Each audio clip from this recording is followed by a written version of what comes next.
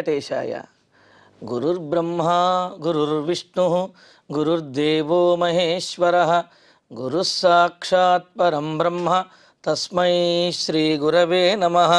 జటిలం చీరవసనం దండకారణ్యవాసినం మునివేషధరం ధ్యాయేత్ అరణ్యే కాండ ఉత్తమే. శ్రీరామచంద్ర పరబ్రహ్మణే నమః. అథ శ్రీమద్ రామాయణే ఆదికావ్యే అరణ్యకాండే షష్ఠితమః సర్గః. నూనం విక్షిప్యమాణౌ తౌ బాహూ పల్లవ కోమలౌ భక్షితౌ వేపమానాగ్రౌ సహస్తాభరణాంగదౌ. సీతాదేవి రాక్షసుల చేత అపహరించబడి ఉంటుంది అని చెప్పి, లేకపోతే రాక్షసుల చేత పీడించబడి ఉంటుంది అని రామచంద్రమూర్తి బాధపడుతూ ఉన్నాడు.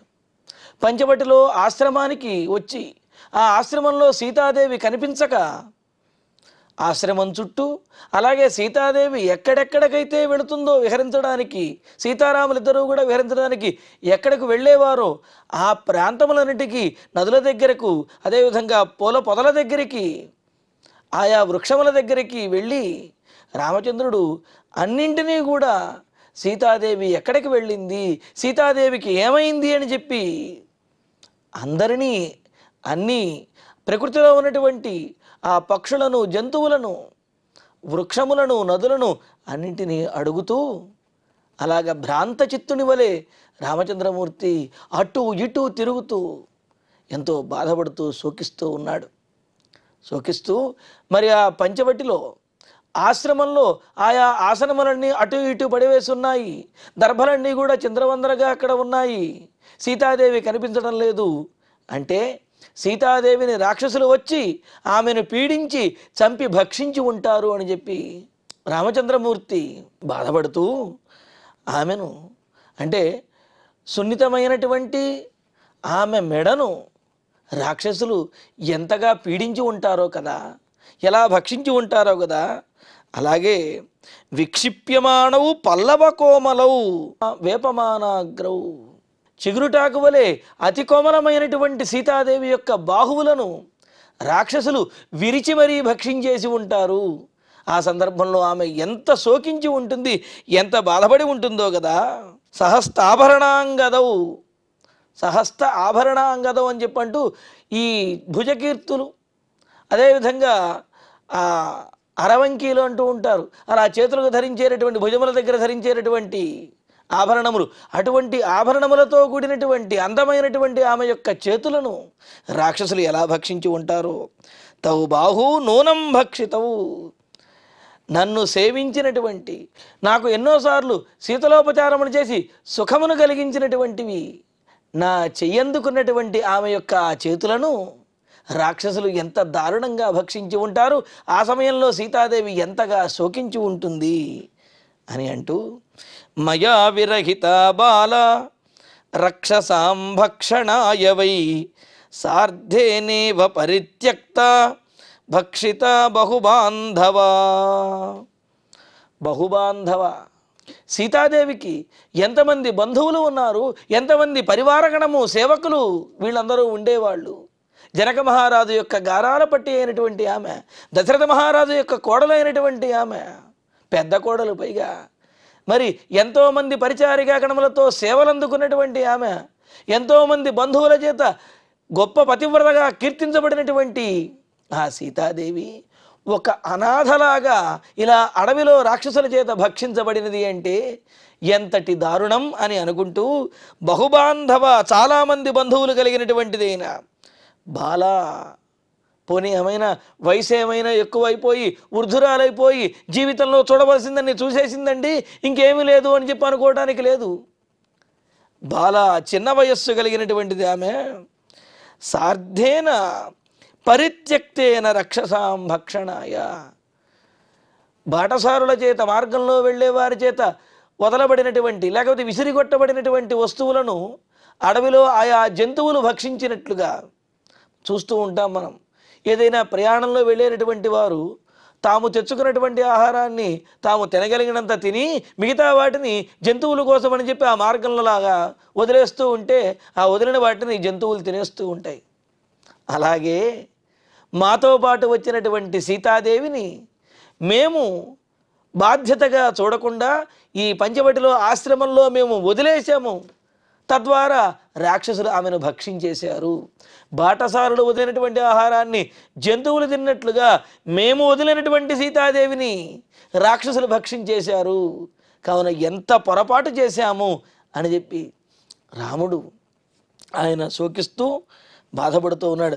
పరిత్యక్త మయ అని అంటూ నా చేత విడవబడినది అంటే నేను ఆమెను విడిచి వెళ్ళేటప్పటికీ రాక్షసుల చేత భక్షించబడింది అని అంటూ హా లక్ష్మణ మహాబాహో పశ్యసి త్వం ప్రియాం క్వచిత్ హా ప్రియే క్వ గతా భద్రే హా సీతేతి పునః పునః. హా లక్ష్మణ, అయ్యయ్యో లక్ష్మణ, నువ్వు ఎందుకయ్యా ఇలా చేశావు అని చెప్పి అంటే సీతాదేవిని విడిచి రావటం వల్ల ఎంతటి అనర్థం జరిగింది అని చెప్పి రాముడి శోకము ఎంత దీనమైనటువంటి స్థితిలో ఎంత దారుణంగా ఉన్నది అని అంటే ఇప్పటికీ కూడా చూడండి, పెద్దవాళ్ళు అంటూ ఉంటారు, ఎవరైనా ఏడుస్తూ ఉన్నా, ఎవరైనా ఎక్కువగా బాధపడుతూ ఉన్నా అలో లక్ష్మణ అంటూ ఏమిటిరా ఏడుపు అని అంటారు. అంటే అంతకు మించినటువంటి శోకం వేరేది లేదు అనే ఉద్దేశంలో అన్నమాట. ఇక్కడ రామచంద్రమూర్తి చూడండి, హా లక్ష్మణ, అయ్యో లక్ష్మణ, మహాబాహో, గొప్ప పరాక్రమం కలిగిన వాడివి, బాహుబలం కలిగినటువంటి వాడివి, త్వం క్వచిత్ ప్రియాం పశ్యసి, నువ్వు ఇక్కడెక్కడైనా సీతాదేవిని చూడగలుగుతున్నావా? నాకు ప్రియురాలు, నా భార్య అయినటువంటి ధర్మపత్ని అయినటువంటి సీతాదేవి కనిపించడం లేదయ్యా, నీకేమైనా కనిపిస్తున్నదే చెప్పు. భద్రే క్వగత, మంగళప్రదమైనటువంటి మంగళకరమైనటువంటి ఓ సీత, ఎక్కడకు వెళ్ళిపోయావు నన్ను విడిచి? హా సీత ఇది విలలాప, అయ్యయ్యో సీత ఎక్కడ ఉన్నావు అంటూ రామచంద్రమూర్తి ఇలాగా తల్లడిల్లిపోతూ విలపించేస్తూ ఉన్నాడు. ఈ విధంగా రాముడు ఒక సామాన్య మానవుడిలా విలపించడానికి కారణం కూడా మనం ఇంతకుముందు చెప్పుకున్నాం.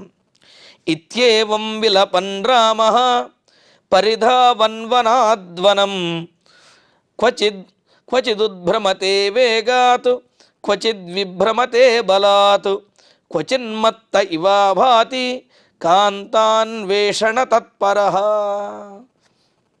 ఈ విధంగా లక్ష్మణస్వామిని అయ్యో లక్ష్మణ అని చెప్పి అంటూ అరుస్తూ, సీతాదేవిని అయ్యో సీత ఎక్కడికి వెళ్ళావని చెప్పి పిలుస్తూ రామచంద్రమూర్తి ఇత్యేవం రామః విలపన్, రాముడి ఈ విధంగా విలపిస్తూ వనం పరిధావన్, ఈ వనము నుండి మరొక వనానికి, ఈ చెట్టు దగ్గర నుంచి మరో చెట్టు దగ్గరికి, ఈ పొద దగ్గర నుంచి మరొక పొద దగ్గరికి ఇలాగా రాముడు పరిగెడుతూ విలపిస్తూ ఉన్నాడు.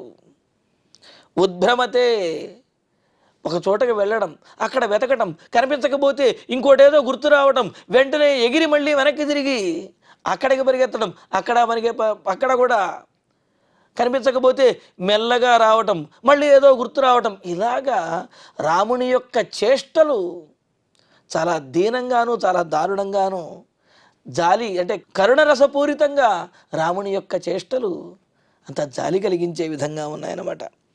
క్వచిత్ బలాత్ క్వచిత్ కాంతాన్వేషణ తత్పరః విభ్రమతే, కొన్ని చోట్ల ఆ సన్ననైనటువంటి తీగలు, పుష్పించినటువంటి ఆ తీగలు చూస్తూ ఉంటే సీతాదేవి కూడా ఇలాగే నాజూగ్గా ఉంటూ ఇలా పుష్పం వికసించినట్లుగా ఆమె యొక్క నవ్వు కూడా అందంగా ఉండేది కదా అని చెప్పి ఆ లతలను చూస్తూ ఒక్కసారి అలా ఉండిపోతూనే మరుక్షణంలో అయ్యో సీతాదేవి కనిపించలేదు, ఎక్కడికి వెళ్ళిందా అని చెప్పి మరలా వెతకటం, ఇలాగా మత్తగివా, ఉన్మత్తునిలాగా, మత్తులో ఉన్నటువంటి వాడిలాగా, తెలివి తప్పినటువంటి వాడిలాగా రామచంద్రమూర్తి ఇలాగా అటు ఇటు తిరుగుతూ పరిభ్రమిస్తూ ఉన్నాడు ఆ పంచవటిలో ఆశ్రమ ప్రాంతంలో.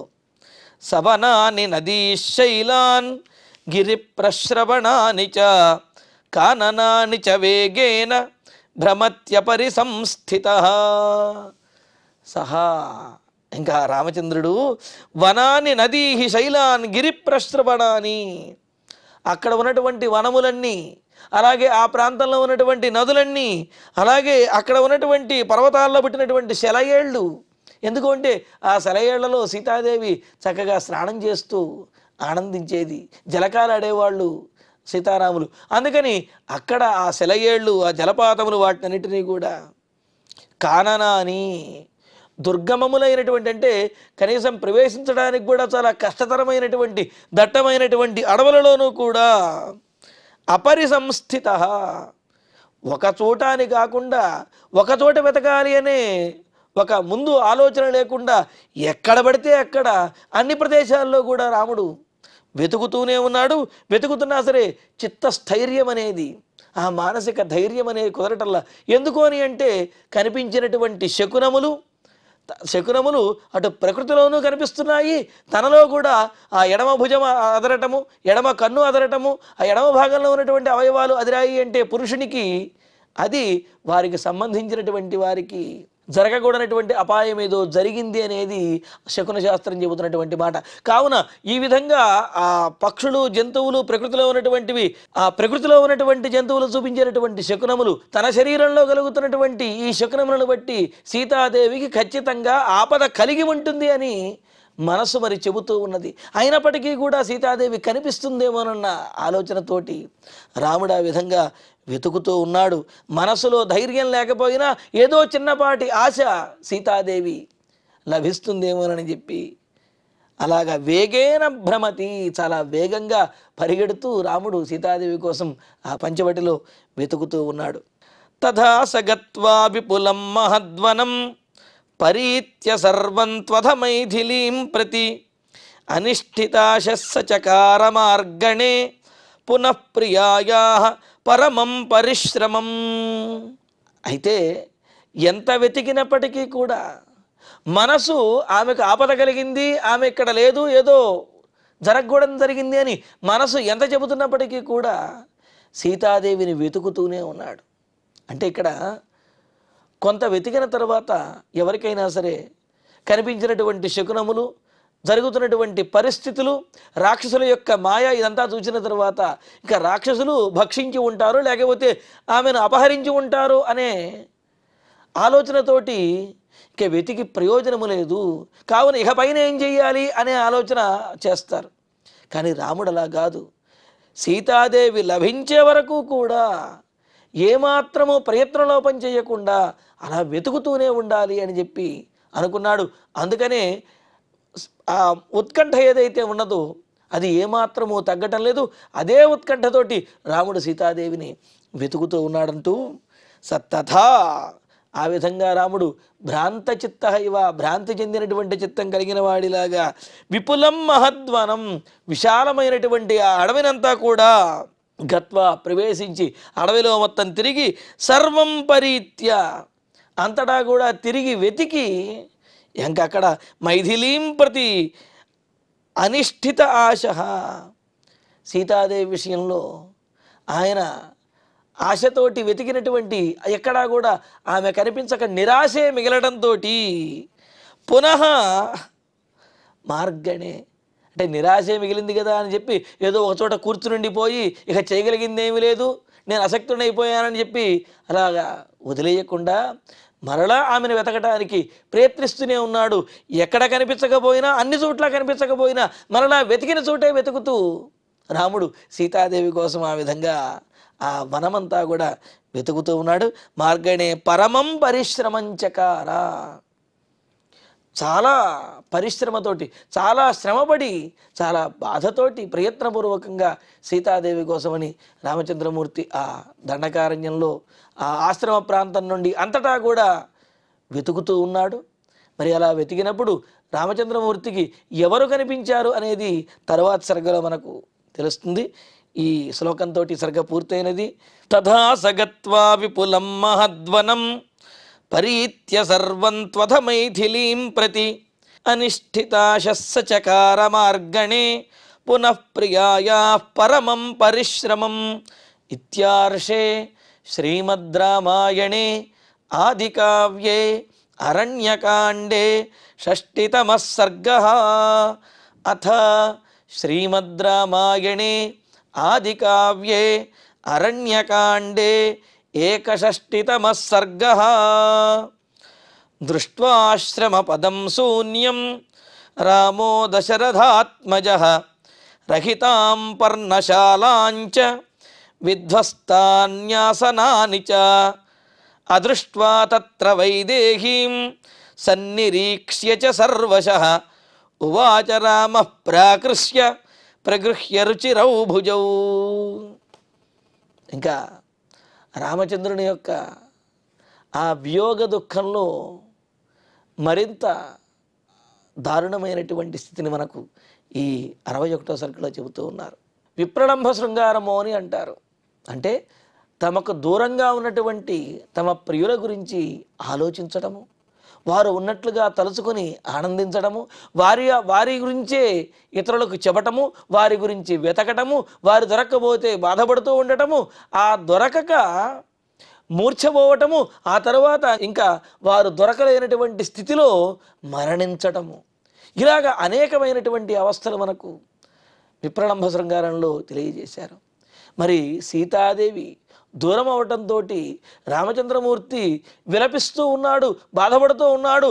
ఆమె పోలికలతో కనిపించినటువంటి లతలను చూచి ఒకంత ఆనందపడినట్లుగా ఆమె గురించి ఆలోచిస్తూ ఉన్నాడు, శోకిస్తూ ఉన్నాడు, ఆమెతో మాట్లాడుతూ ఉన్నాడు. ఆమె ఎక్కడ ఎదురుగా లేకపోయినా నువ్వు అదుగో నాకు కనిపిస్తున్నావులే, పారిపోతున్నావులే అంటూ ఇలా మాట్లాడుతూ ఉన్నాడు. ఇక ఉన్మత్తుడిలాగా ప్రవర్తిస్తున్నాడు. ఇక మూర్ఛపోయే స్థితికి వస్తున్నాడు రామచంద్రమూర్తి. ఇంకా రామః శూన్యం ఆశ్రమపదం సీతయా రహితం దృష్ట్వా. రామచంద్రమూర్తి ఖాళీగా ఉన్నటువంటి సీతాదేవి లేనటువంటి ఆ ఆశ్రమాన్ని, పంచవటిలో ఉన్నటువంటి ఆశ్రమ స్థానాన్ని చూచి పర్ణశాలాం ఆసనాన్ని దృష్ట్వా, చిందరవందరగా పడి ఉన్నటువంటి, చిందరవందరగా అని అంటే ఇంకోటి, ఎక్కడ ఉండవలసినటువంటి వస్తువులు ఆశ్రమంలో అక్కడ లేకుండా, ఎవరో వస్తే వారి కోసం ఆసనం వేసినట్లుగా దూరంగా ఒక ఆసనము, అలాగే వారి కోసం అర్ఘ్యపాద్యాదులు అంటే అతిథి మర్యాదలు చేయటం కోసం కల్పించినటువంటి ఆ సంభారములు, అలాగే అవన్నీ కూడా చిందరవందరగా పడి ఉండటము. అంటే దీనివల్ల ఏం తెలుస్తున్నది? ఎవరో ఆశ్రమం దగ్గరకు వచ్చారు, ఆ తర్వాత ఏదో పెనుగులాట అనేది జరిగింది, ఆ తర్వాత ఆమెను అపహరించటమో లేకపోతే తీసుకువెళ్ళి భక్షించటమో ఏదో జరిగింది అనే విషయం ఆ ఆశ్రమంలో ఉన్నటువంటి పరిస్థితులు, ఆశ్రమంలో ఉన్న వస్తువులను చూస్తే తెలుస్తూ ఉంది.